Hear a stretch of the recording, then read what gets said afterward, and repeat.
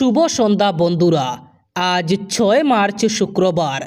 আজকের সন্ধ্যার বরাক তথা সমগ্র আসামের গুরুত্বপূর্ণ খবরগুলি হল: ২৬-এর বিধানসভা নির্বাচনে দক্ষিণ করিমগঞ্জের রাজনীতিতে নতুন সমীকরণ, খেলা জমে গেল দক্ষিণ করিমগঞ্জে। ঠিকাদার আব্দুল কুদ্দুসের এজিপির প্রার্থিত্ব নিশ্চিত হতেই ঘুরে গেল খেলা। বিরোধী জোটের আসন বাগবাটোয়ারায় সংখ্যালঘু অধ্যুষিত দক্ষিণ করিমগঞ্জ পাচ্ছে না কংগ্রেস। শেষ পর্যন্ত দক্ষিণ করিমগঞ্জে প্রার্থী দিচ্ছে না কংগ্রেস। প্রার্থিত্ব কেন্দ্রিক চর্চা ঘিরে ছড়িয়েছে রাজনৈতিক উষ্ণতা। মহাজোট সঙ্গী অসম জাতীয় পরিষদ অর্থাৎ এজেপিকে দক্ষিণ করিমগঞ্জ আসন ছেড়ে দিচ্ছে কংগ্রেস, দাবি দিশপুরের একটি সূত্রে। পাল্টে যাচ্ছে পুরনো সব সমীকরণ। এজিপি বনাম এজেপি লড়াইয়ের ক্ষেত্রে পরিণত হচ্ছে দক্ষিণ করিমগঞ্জ। এজেপির প্রার্থিত্ব পেতেই এইউডিএফ জেলা সভাপতির পদ থেকে ইস্তফা দিয়েছেন শাহাবুল ইসলাম চৌধুরী পারুল। আজমলের ডুবন্ত তরি ছেড়ে এবার লুরিনজ্যোতি গগৈয়ের ভাসমান জাহাজে উঠে রাজনৈতিক ক্যারিয়ার বাঁচাতে তৎপর হয়েছেন এআইইউডিএফ নেতা শাহাবুল চৌধুরী। সব কিছু ঠিকঠাক থাকলে দক্ষিণ করিমগঞ্জে ঠিকাদার আব্দুল কুদ্দুস বনাম শাহাবুল চৌধুরীর মধ্যে প্রতিদ্বন্দ্বিতা হতে পারে। আসন্ন বুটে দক্ষিণ করিমগঞ্জে হাতের ছবি থাকবে না, লড়াই হতে পারে হাতি বনাম জাহাজের। মধ্যপ্রাচ্যে চলমান উত্তেজনা, বিশেষ করে আমেরিকা, ইসরায়েল ও ইরানকে ঘিরে সংঘাতে ভারতেও জ্বালানি সংক্রান্ত উদ্বেগ বাড়িয়ে তুলেছে। আন্তর্জাতিক বাজারে অপরিশোধিত তেলের দামের অস্থিরতার খবর ছড়িয়ে পড়তেই বিভিন্ন এলাকায় পেট্রোল পাম্পে উপচে পড়া ভিড় পরিলক্ষিত হচ্ছে। সম্ভাব্য মূল্যবৃদ্ধি অথবা জ্বালানি সংকটের আশঙ্কায় বহু মানুষ বাইক, গাড়ি এমনকি গাড়িকে নিয়ে পেট্রোল পাম্পে ভিড় করছেন। আতঙ্কে অনেকে প্রয়োজনের তুলনায় অতিরিক্ত তেল মজুত করার চেষ্টা করছেন বলে জানা গেছে। বাগাবাজার এলাকার এক পেট্রোল পাম্পে ইতিমধ্যে তেল শেষ সাইনবোর্ড টাঙ্গানো হয়েছে। এতে সাধারণ মানুষের মধ্যে উদ্বেগ আরও বেড়েছে। শুধু স্থানীয় পাম্পেই নয়, অনেককে পার্শ্ববর্তী মিজোরাম রাজ্যের পেট্রোল পাম্পগুলোতেও তেল সংগ্রহ করতে যেতে দেখা গেছে। সীমান্তবর্তী এলাকাগুলোতে যানবাহনের চাপও বেড়েছে বলে খবর। প্রশিক্ষণ অভিযানের সময় হঠাৎ রাডার থেকে উধাও হয়ে যাওয়ায় উদ্বেগ বাড়ছিল। ভয়াবহ দুর্ঘটনা ঘটেছে বলে আশঙ্কা করেছিল ভারতীয় বায়ুসেনা এবং শেষ পর্যন্ত সেই আশঙ্কাই সত্যি হলো। যুদ্ধবিমান ভেঙে পড়ে 2 পাইলটের মর্মান্তিক মৃত্যুর ঘটনা শুক্রবার নিশ্চিত করেছে ভারতীয় বায়ুসেনা। এই দুর্ঘটনায় প্রাণ হারিয়েছেন স্কোয়াড্রন লিডার অনুজ এবং ফ্লাইট লেফটেন্যান্ট পূরবেশ দুর্গকর। তাদের মৃত্যুর খবর নিশ্চিত করে গভীর শোক প্রকাশ করেছে বায়ুসেনা কর্তৃপক্ষ। নিহত 2 পাইলটের পরিবার পরিজনের প্রতি সমবেদনা জানিয়েছে ভারতীয় বায়ুসেনা কর্তৃপক্ষ। কার্বি আংলং জেলায় ভূপতিত হয় যুদ্ধবিমানটি জোরহাট থেকে উড্ডয়ন করেছিল। উড্ডয়নের কিছু সময় পরই বিমানটির সঙ্গে যোগাযোগ বিচ্ছিন্ন হয়ে যায়। তথ্য অনুযায়ী রাত 7:42 শেষবারের মতো বিমানটির সঙ্গে যোগাযোগ হয়েছিল। এরপরেই বিমানটির অবস্থান সম্পর্কে আর কোনো বার্তা পাওয়া যায়নি। ঘটনার পর থেকেই সংশ্লিষ্ট এলাকায় অনুসন্ধান অভিযান জোরদার করা হয়েছে। রাজ্যে ক্রমশ কমছে জন্মহার, যা নিয়ে উদ্বিগ্ন প্রশাসন। এই পরিস্থিতিতে এবার জনসংখ্যা বাড়াতে এক অভিনব উদ্যোগ নিতে চলেছে অন্ধ্রপ্রদেশ সরকার। বৃহস্পতিবার বিধানসভায় অন্ধ্রপ্রদেশের মুখ্যমন্ত্রী এন চন্দ্রবাবু নাইডু জানিয়েছেন, দম্পতিরা যারা দ্বিতীয় অথবা তার বেশি সন্তান নিলে তাদের 25,000 টাকা করে আর্থিক উৎসাহ ভাতা দেওয়ার কথা বিবেচনা করছে সরকার।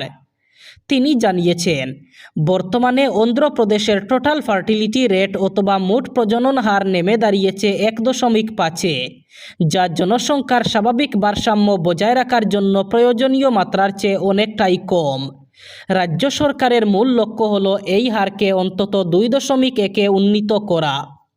বিধানসভায় মুখ্যমন্ত্রী বলেন, আমরা একটি অভিনব পদ্ধতির কথা ভাবছি। যেসব দম্পতির দ্বিতীয় অথবা তার বেশি সন্তান হবে তাদের আমরা 25,000 টাকা করে ভাতা দেব। এটি একটি বড় গেম চেঞ্জার হতে চলেছে। আমরা যদি এটি সফল করতে পারি তবে তা অত্যন্ত কার্যকর হবে। রাজ্যের 42টি বিধানসভা আসনে প্রার্থী তালিকা ঘোষণার পরই জেলায় শুরু হয়েছে রাজনৈতিক অস্থিরতা। সুনাই বিধানসভা কেন্দ্রে প্রাক্তন বিধায়ক আমিনুল হক লস্করকে দলীয় প্রার্থী হিসাবে ঘোষণা করাকে কেন্দ্র করে সুনাই কংগ্রেসে বড় ধরনের ভাঙন দেখা দিয়েছে।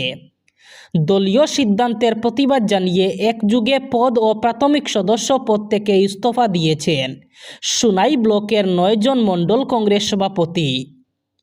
বৃহস্পতিবার বিকেলে তারা তাদের পদত্যাগপত্র জেলা কংগ্রেস সভাপতি সজল আচার্যের কাছে প্রদান করেন। বিধানসভা নির্বাচনকে হিমন্ত বিশ্ব শর্মা বনাম গৌরব গগৈয়ের রণভূমি হিসাবে সাজিয়ে দিল কংগ্রেসের সেন্ট্রাল ইলেকশন কমিটি। মুখ্যমন্ত্রী এবং বিজেপির অজস্র প্রশ্নবাণের নিশানা গৌরবকে 26-এর আসন্ন ভোটে যোরহাট থেকে প্রার্থী করেছে কংগ্রেস। এরই সঙ্গে সময়ের নিরিখে বিজেপিকে পিছনে ফেলে নির্বাচনের দিন তারিখ প্রকাশে আসার আগেই আরও 41 জন প্রার্থীর নামও ঘোষণা করে দেয় কংগ্রেস। প্রথম তালিকায় কংগ্রেসের মোট প্রার্থীর সংখ্যা 42। অসমে এই প্রথম কোনো রাজনৈতিক দল তাদের মোট প্রত্যাশীদের নামের তালিকা প্রকাশ করল। এআইসিসির পক্ষ থেকে ঘোষণার পরে কংগ্রেসের প্রার্থী তালিকাকে পরিবারতন্ত্র পোষণ করার নিখুঁত নমুনা বলে তকমা দিয়েছিলেন মুখ্যমন্ত্রী। কটাক্ষ করা হয়েছে আগের ভোটে হিরো প্রত্যাশীদের টিকিট দেওয়া নিয়েও। সংগঠনের ভিতরে নড়েবড়ে অবস্থা, দলের ভিতরে অন্তর্দ্বন্দ্ব এবং গোষ্ঠী কন্দলের জেরে জমিনি স্তরে একদা নিজেদের গড়ুয়া বলে পরিচিত ভোটারদের আস্থা ফিরিয়ে আনায় খামতির মতো সমস্যা অসম কংগ্রেসকে অনেক দিন ধরে নাস্তানাবুদ করে রেখেছিল। ইরান আমেরিকা ইসরায়েল সংঘাত আরও তীব্র আকার ধারণ করেছে। বৃহস্পতিবার ইরানের ইসলামিক রেভলিউশনারি গার্ড ফোর্স দাবি করেছে তাদের নৌবাহিনী উত্তর পারস্য উপসাগরে একটি মার্কিন তেল ট্যাঙ্কারের উপর ক্ষেপণাস্ত্র হামলা চালিয়েছে। আইআরজিসি জানিয়েছে জাহাজটি আঘাতপ্রাপ্ত হয়েছে এবং বর্তমানে সেটি পুরোপুরি ধ্বংস হয়ে গেছে। মেহের নিউজের রিপোর্ট অনুসারে আইআরজিসি এই হামলাকে মার্কিন আগ্রাসনের প্রতিশোধ হিসাবে বর্ণনা করেছে। তারা জানিয়েছে মার্কিন যুক্তরাষ্ট্র, ইসরায়েল অথবা তাদের সমর্থনকারী ইউরোপীয় দেশগুলির সামরিক ও বাণিজ্যিক জাহাজকে হরমুজ প্রণালী দিয়ে যেতে দেওয়া হবে না। এমন জাহাজ দেখা গেলে তাদের টার্গেট করা হবে। আইআরজিসি পুনর্ব্যক্ত করেছে যুদ্ধকালীন সময়ে ইরান হরমুজ প্রণালীর নিয়ন্ত্রণ ইরানের হাতে। এবার শেষ খবর। মধ্যপ্রাচ্যে ইরান ও যুক্তরাষ্ট্র ইসরায়েলের চলমান সংঘাত নতুন ও জটিল রূপ নিচ্ছে। যুক্তরাষ্ট্র ও ইসরায়েল অব্যাহতভাবে তেহরান সহ ইরান জুড়ে বিমান থেকে বোমা নিক্ষেপ এবং ক্ষেপণাস্ত্র হামলা চালাচ্ছে, যা শহরাঞ্চলে ব্যাপক ধ্বংসের কারণ হয়েছে। ইরান ও প্রতিবেশী দেশগুলোতে মার্কিন সামরিক স্থাপনা লক্ষ্য করে ক্ষেপণাস্ত্র এবং ড্রোন হামলা চালিয়ে যাচ্ছে। বৃহস্পতিবার ইরাক ও কুয়েতে মার্কিন ঘাঁটিতে ইরানের ড্রোন আঘাত হেনেছে। এছাড়া পারস্য উপসাগরে একটি মার্কিন তেলবাহী জাহাজও লক্ষ্যবস্তু হয়েছে। যুক্তরাষ্ট্র এবং ইসরায়েলের হামলায় শীর্ষ রাজনৈতিক ও সামরিক নেতাদের মৃত্যু সত্ত্বেও ইরানের পাল্টা আক্রমণ যুদ্ধের হিসাব নিকাশকে বদলে দিচ্ছে। উদ্ভূত পরিস্থিতিতে যুক্তরাষ্ট্র দীর্ঘমেয়াদী যুদ্ধের প্রস্তুতি নিচ্ছে। দেশটি মধ্যপ্রাচ্যে আরও সেনা ও সামরিক সরঞ্জাম পাঠাচ্ছে এবং গোয়েন্দা কার্যক্রমের পরিধি বৃদ্ধি করছে। মার্কিন সামরিক বিশ্লেষকদের অনুমান, এই সংঘাত আগামী সেপ্টেম্বর পর্যন্ত স্থায়ী হতে পারে। এই ছিল আজকের সন্ধ্যার গুরুত্বপূর্ণ খবরগুলি। ভিডিওটি অবশ্যই লাইক করবেন এবং চ্যানেলটি সাবস্ক্রাইব করবেন।